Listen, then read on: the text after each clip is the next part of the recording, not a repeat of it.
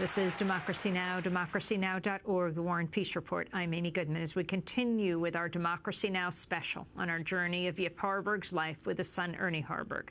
Ernie talks about how Yip Harburg wrote the lyrics to The Wizard of Oz. Actually, Yip did more than the lyrics. When Yip and Harold Arlen were called in to do the score of The Wizard of Oz, it was Yip who had this executive experience in his electrical appliance business and also had become a show doctor. So he was, that is, when a show wasn't working, you would call somebody in and try to fix it up. He had an overview of shows, and he had an executive talent. And so he was always what they called a muscle man in a show, all right? And he'd already worked with Bert Lahr in a great song, the Woodchopper's song. And wait a second, Bert Lahr, the Lion? The Lion. Bert Lahr, and most of these people were from vaudeville and burlesque. And Yip knew them in the 20s, but he actually worked with Bert Lahr in this Life, Walk a Little Faster, and another review. I forget that name, but he and Yip and Arlen gave Bert songs to sing, which allowed him to satirize the opera world, if you want, or the send-off of Rich, you know. And so they had that relationship. Also, Yip knew Jack Haley, the Tin Woodman.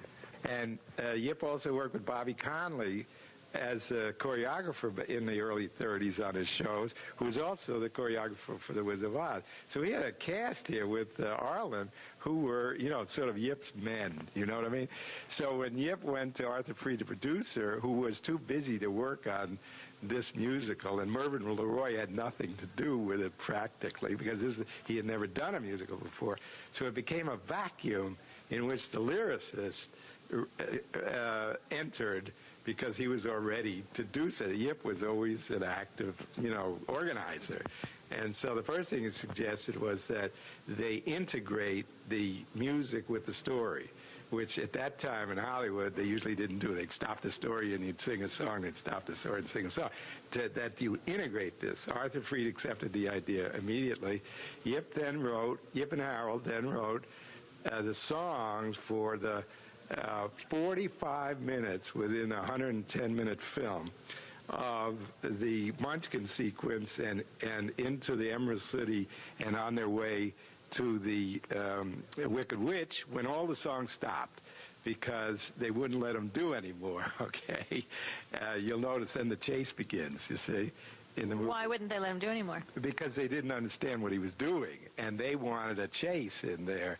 So anyhow, Yip also wrote all the dialogue in that time and the setup to the songs, and he also wrote the part where they give out the heart, the brains, and the nerve, because he was the final script editor. And there was 11 screenwriters on that, and he pulled the whole thing together, wrote his own lines, and gave the thing a coherence and a unity, which made it a work of art. But he doesn't get credit for that. He gets lyrics by E.Y. Harburg, you see. But nevertheless, he put his influence on the thing.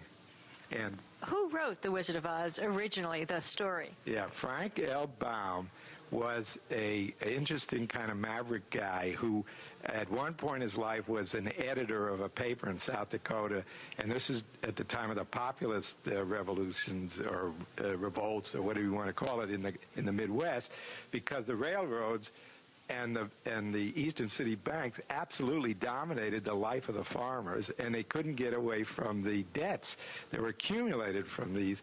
And Baum set out consciously to create an American fable so that the American kids didn't have to read those German grim fairy stories where they chopped off hands and things like that. You know, he didn't like that. He wanted an American fable. But it had this underlay of political symbolism to it, that the farmer, the scarecrow, was the farmer. He thought he was dumb, but he really wasn't. He had a brain. And the Tin Woodman was the laborer in the factories who, with one accident after another, he was totally reduced to a tin man with no heart, all right, on the assembly line. And the Cowardly Lion was William Jennings Bryan, who kept trying, was a big politician at that time, promising to make the world over with the gold standard, you know. And the wizard, or the humbug type, was the Wall Street finances, and the wicked witch was probably the railroads, but I'm not sure, all right? So it was a beautiful matchup here with Frank Baum and Yip Harburg, okay? Because in the book, the word rainbow was never once mentioned. And you can go back and look at it. I did 3 times. The word rainbow was never once mentioned in the book.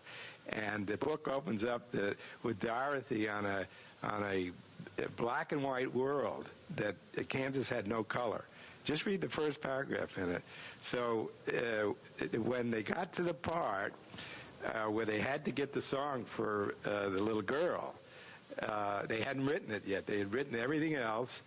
They hadn't written the song for Judy Garland, who was a discovery by one of Yip's collaborators, Burt Lane. And nobody knew the wonder in her voice at that time. So they worked on this song, and at that time, Ira, Yip, Larry Hart, and the others thought that the composers should create the music first. Now, they were both locked into, the lyricist and the composer were locked into the storyline and the character and the plot development.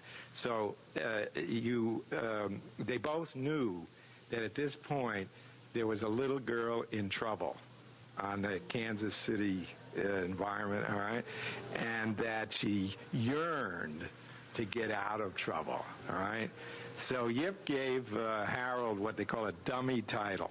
It's not the final title, but it's something that more or less zeroes in on what the situation is all about and what this little girl is going to take a journey, all right? So Yip gave him a title, I Want to Get on the Other Side of the Rainbow. Now here's what happens, and I want you to play this symphonically.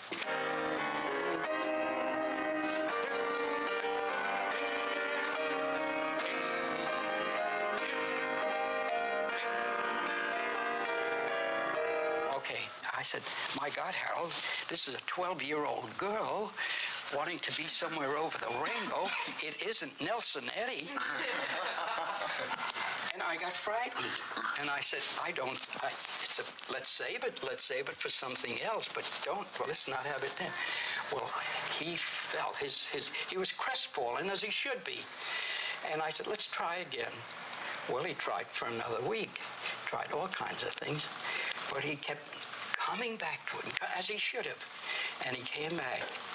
And I was worried about it, and I called Ira Gershwin over, my friend. Ira said to him, he said, can you play it a little more in a pop style? And I played with rhythm.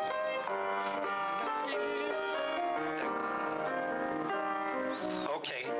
I said, oh, well, that's great. That's fine. I said, now we have to get a title for it. I didn't know what the title was going to be. And when he had,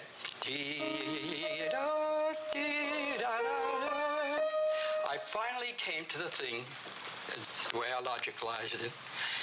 I want to be somewhere on the other side of the rainbow. And I began trying to fit on the other side of the rainbow. When he had a front phrase like, da, da, da, da, da. Now, if you sang E, you couldn't sing E, E, E. You had to sing O. That's the only thing that would get out. I had to get something with O in it, see? Over the rainbow. Now, that sings beautifully. See? So this sound forced me into the word over, which was much better than on the other side.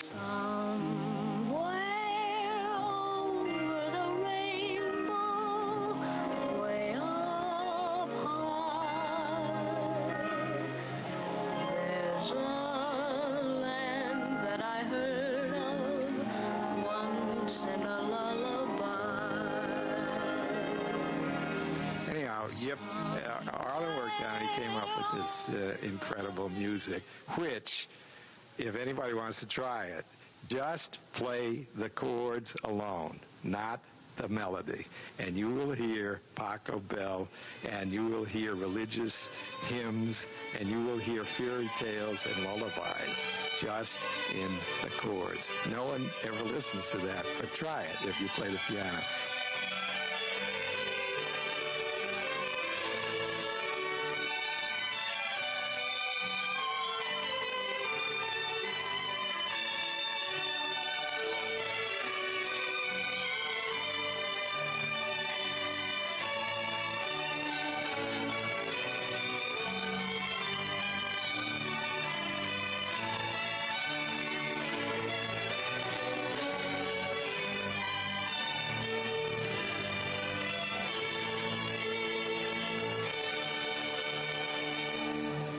At any rate, on top of these chords, then Harold started the thing off with an octave jump. Somewhere, okay? And Yip had no idea what to do with that octave jump. Incidentally, Harold did this in Paper Moon, too. If you remember, let's see, how does that start? It's only a paper moon sailing over a cardboard sea. But it wouldn't be make-believe if you believed in me. Yeah, Howard was a great composer. Oh, so Yip wrestled with it for about 3 weeks. And finally he came up with the word. You see, this is what a lyricist does. The word to hit the storyline, the character, the music.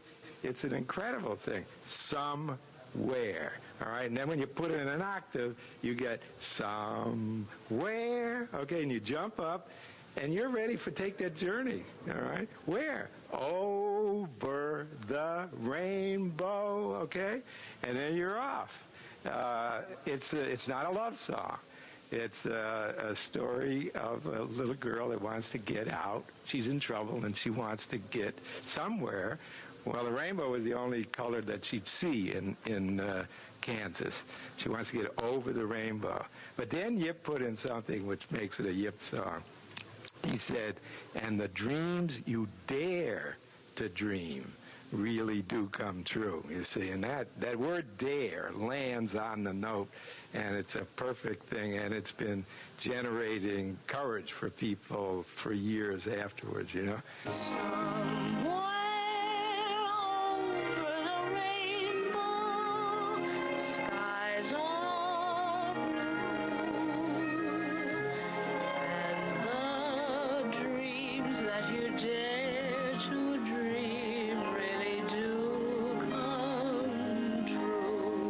The way that the whole score came. Wasn't it a hit right away? No, it wasn't. This was supposed to be an answer, MGM's answer to Snow White and the Seven Dwarfs. And of about 10 major critics at that time when Wizard of Oz came out, I would say only 2 liked the show. The other 8 said it was corny, that it was heavy, that Judy Garland was no good, and so forth. Oh, yeah, you could read again in the book Who Put the Rainbow in the Wizard of Oz by Harold Meyerson and Ernie Harburg. And but it persisted, you know. And then in 1956, when television first started saturating the nation... More than 20 years later. More than 20 years later. I don't think they even had their money back from the show, see. MGM sold the film rights to CBS, who then put it on. And it hit the top of it broke out every single record there was, and it's been playing every year since then. And of course, it went around the world, and it's become a major art work, which is, I must say, an American artwork, because the story, the plot with the 3 characters, the brain, the heart, the courage, and finding a home is a universal story for everybody. And that's an American kind of story, all right? And Yip and Harold put these things into song.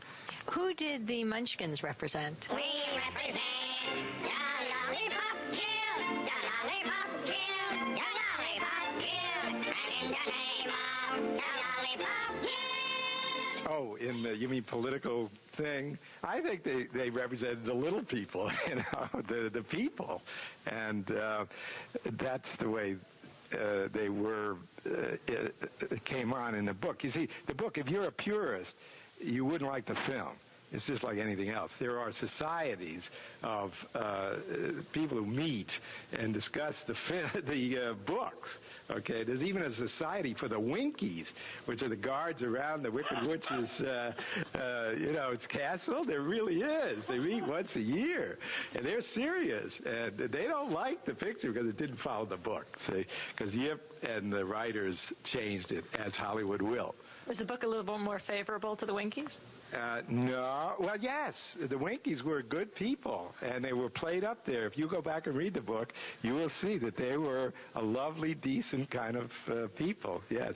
That was one thing. I guess it wasn't PC there, you know. But nevertheless, when you read a good novel and you see the film, there's hardly any relationship between the two. All these lines from a film have entered the American language in a way that people don't even know where they came from, you know. Gee, Toto, looks like we're not in Kansas anymore. Or, you know, come out, wherever you are, which in the 70s started taking on, when the gay movement started, this line started meaning different things, you see. Come out, wherever you are, and meet the young lady who fell from a star. So the songs keep growing with the times. People interpret them, you know? How did Yip feel in late 1950s when it was a hit, when people started hearing it all over the world? Well, I think they were quite surprised, along with the film moguls, you know, and the fact that years later, he and Harold both said that they did not know what depth and strength that song Over the Rainbow had. And also one other one, the song Ding Dong the Witch is Dead is a universal liberation of freedom, a cry for freedom, you know, which isn't seen like that. But one time when some tyrannical owner of an airlines company stepped down, all the employees started singing Ding Dong the Witch is Dead.